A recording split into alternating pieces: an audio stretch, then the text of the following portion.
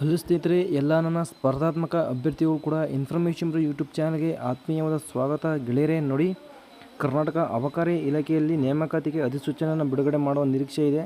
ಒಟ್ಟು ಬಂದ್ಬಿಟ್ಟು 1207 ಹುದ್ದೆಗಳಿಗೆ ಇಲ್ಲಿ ನೇಮಕಾತಿಯನ್ನು ಅರ್ಜಿಗಳನ್ನು ಆಹ್ವಾನಿಸುತ್ತಾರೆ ಸ್ನೇಹಿತರೆ. ಅದರ ಬಗ್ಗೆ ಸಂಪೂರ್ಣವಾದ ಮಾಹಿತಿ ಈ ಒಂದು ವಿಡಿಯೋದಲ್ಲಿ ಇರುತ್ತೆ. ನಮಸ್ಕಾರ, ನಮ್ಮ ಚಾನಲ್ಗೆ ಸ್ವಾಗತ ಅಂತ ಹೇಳ್ತಾ ವಿಡಿಯೋವನ್ನು ಮುಂದುವರಿಸ್ತೇನೆ ಸ್ನೇಹಿತರೆ.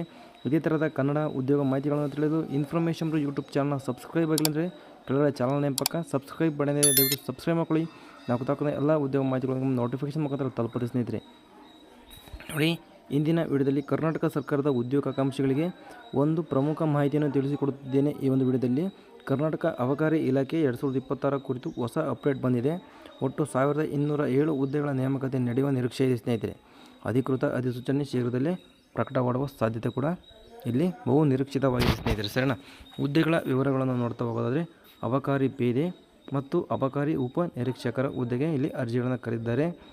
ಅಬಕಾರಿ ಪೇದೆಗೆ 942 ಹುದ್ದೆಗಳು ಇಲ್ಲಿ ಮೀಸಲಿಟ್ಟರೆ, ಅಬಕಾರಿ ಉಪ ನಿರೀಕ್ಷಕರು ಅಂದರೆ ಎಕ್ಸೈಸ್ ಸಬ್ ಇನ್ಸ್ಪೆಕ್ಟರ್ ಹುದ್ದೆಗೆ 265 ಹುದ್ದೆಗಳನ್ನು ಮೀಸಲಿಟ್ಟಿದ್ದಾರೆ ಸ್ನೇಹಿತರೆ. ಒಟ್ಟು 1207 ಹುದ್ದೆಗಳು ಇಲ್ಲಿ ಖಾಲಿ ಇವೆ ಸ್ನೇಹಿತರೆ.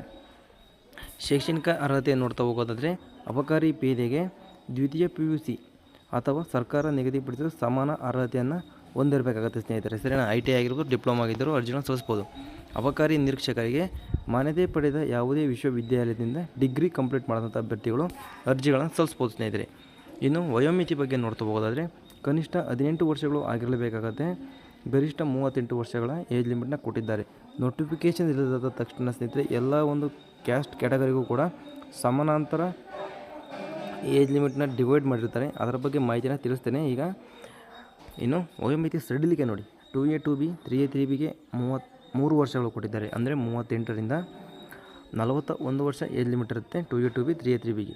SC STಗೆ 5 ವರ್ಷಗಳಿರುತ್ತೆ, 43 ವರ್ಷಗಳಿರುತ್ತೆ. ಮಾಜಿ ಸೈನಿಕರು PWD ಅಭ್ಯರ್ಥಿಗಳಿಗೆ ನಿಯಮಾನುಸಾರ ಹೆಚ್ಚುವರಿ ಸಡಿಲಿಕೆ ಕೂಡ 5 ವರ್ಷ ಇಲ್ಲ 8 ವರ್ಷ ಇಲ್ಲ 10 ವರ್ಷಗಳು ನಿಮಗೆ ಏಜ್ ಲಿಮಿಟ್ನ ನಿಗದಿಪಡಿಸಿರ್ತಾರೆ ಸ್ನೇಹಿತರೆ. ಸಂಬಳದ ಬಗ್ಗೆ ಮಾತಾಡೋದಾದರೆ, ಅಬಕಾರಿ ಪೇದೆಗೆ 21,400 ರೂಪಾಯಿಗಳಿಂದ 42,000 ರೂಪಾಯಿಗಳು ನಿಮಗೆ ಸ್ಯಾಲ್ರಿ ಸಿಗ್ತಾ ಹೋಗುತ್ತೆ. ಅಬಕಾರಿ ಉಪನಿರೀಕ್ಷಕರಿಗೆ ಸ್ಯಾಲ್ರಿ ನೋಡ್ತಾ ಹೋಗೋದಾದರೆ 30,350 ರೂಪಾಯಿಗಳಿಂದ 58,250 ರೂಪಾಯಿಗಳಿಗೂ ಸ್ಯಾಲ್ರಿ ಸಿಗ್ತಾ ಹೋಗುತ್ತೆ ಸ್ನೇಹಿತರೆ. ಆಯ್ಕೆ ಪ್ರಕ್ರಿಯೆ ಯಾವ ಥರ ಇರುತ್ತಪ್ಪ ಅಂತಂದರೆ, ಇನ್ನು ಅಧಿಕೃತ ಸೂಚನೆಯ ಪ್ರಕಾರ ಆಯ್ಕೆ ಪ್ರಕ್ರಿಯೆಯಲ್ಲಿ ಈ ಹಂತಗಳು ಇರಬಹುದು. ಸರಿನಾ? ನೋಟಿಫಿಕೇಷನ್ ಆದಾಗ ಗೊತ್ತಾಗುತ್ತೆ. ಈಗ ಒಂದು ಜನರಲ್ ನಾಲೆಜ್ಗೋಸ್ಕರ ಈ ಒಂದು ವಿಡಿಯೋ ಸ್ನೇಹಿತರೆ. ಸರಿನಾ? ಅದಕ್ಕಾಗಿಯೇ ನಮ್ಮ ಚಾನಲ್ ಸಬ್ಸ್ಕ್ರೈಬ್ ಆಗಿ ಅಂತ ಹೇಳಿದ್ದು ನಿಮಗೆ. ನಾವು ಆಗ್ತಕ್ಕಂಥ ಎಲ್ಲ ಉದ್ಯೋಗ ಮಾಹಿತಿಗಳು ನೀವು ನೋಟಿಫಿಕೇಷನ್ ಮುಖಾಂತರ ಬರಬೇಕಪ್ಪ ಅಂತಂದರೆ ನೀವು ನಮ್ಮ ಚಾನಲ್ ಸಬ್ಸ್ಕ್ರೈಬ್ ಆಗಿ ಸ್ನೇಹಿತರೆ. ಹಂತಗಳು ನೋಡ್ತಾ ಹೋಗೋದಾದರೆ, CBT ಇರುತ್ತೆ, ಅಂದರೆ ಕಂಪ್ಯೂಟರ್ ಬೇಸ್ಡ್ ಟೆಸ್ಟ್ ಇರುತ್ತೆ. ಸ್ಪರ್ಧಾತ್ಮಕ ಪರೀಕ್ಷೆ, ದೈಹಿಕ ಪರೀಕ್ಷೆ ಅಂದರೆ PET PST ಇರುತ್ತೆ. ವೈದ್ಯಕೀಯ ಪರೀಕ್ಷೆ ಇರುತ್ತೆ. ಲಾಸ್ಟಲ್ಲಿ ಡಾಕ್ಯುಮೆಂಟ್ ವೆರಿಫಿಕೇಷನ್ ಅಂದರೆ ದಾಖಲಾತಿ ಪರಿಶೀಲನೆ ನಿಮಗೆ ಇರುತ್ತೆ ಸ್ನೇಹಿತರೆ. ಪರೀಕ್ಷೆ ಯಾವ ವಿಷಯಗಳು ಇರಬಹುದು? ಸರಿನಾ? ಯಾವ ವಿಷಯಗಳ ಮೇಲೆ ನಿಮಗೆ ಪ್ರಶ್ನೆಗಳು ಬರ್ಬೋದು ಅಂತ ಇರ್ಬೋದು. ಸಾಮಾನ್ಯ ಜ್ಞಾನ, ಪ್ರಚಲಿತ ಘಟನೆಗಳು, ಭಾರತೀಯ ಸಂವಿಧಾನ, ಕರ್ನಾಟಕದ ಇತಿಹಾಸ, ವಿಜ್ಞಾನ, ಸಾಮಾನ್ಯ ಕನ್ನಡ, ಸಾಮಾನ್ಯ ಇಂಗ್ಲೀಷ್ ಮೇಲೆ ಇರುತ್ತೆ. ಅರ್ಜಿ ಯಾವಾಗ ಪ್ರಾರಂಭ ಅಂತಂದರೆ, ಸದ್ಯ ಅಧಿಕೃತ ನೇಮಕಾತಿ ಅಧಿಸೂಚನೆ ಇನ್ನೂ ಪ್ರಕಟವಾಗಿಲ್ಲ. ಪ್ರಕಟವಾದ ನಂತರ ಅರ್ಜಿ ಪ್ರಾರಂಭ ದಿನಾಂಕ, ಕೊನೆಯ ದಿನಾಂಕ, ಪರೀಕ್ಷೆ ದಿನಾಂಕ ಹಾಗೂ ಸಂಪೂರ್ಣ ಸಿಲೆಬಸ್ ಬಿಡುಗಡೆ ಮಾಡಲಾಗುತ್ತದೆ. ಅಧಿಕೃತ ಪ್ರಕಟಣೆ ಬಂದ ಮಾತ್ರ ಅಂತಿಮ ವಿವರಗಳನ್ನು ನೀವು ತಿಳ್ಕೊಳ್ಬೇಕಾಗುತ್ತೆ ಸ್ನೇಹಿತರೆ. ಸರಿನಾ?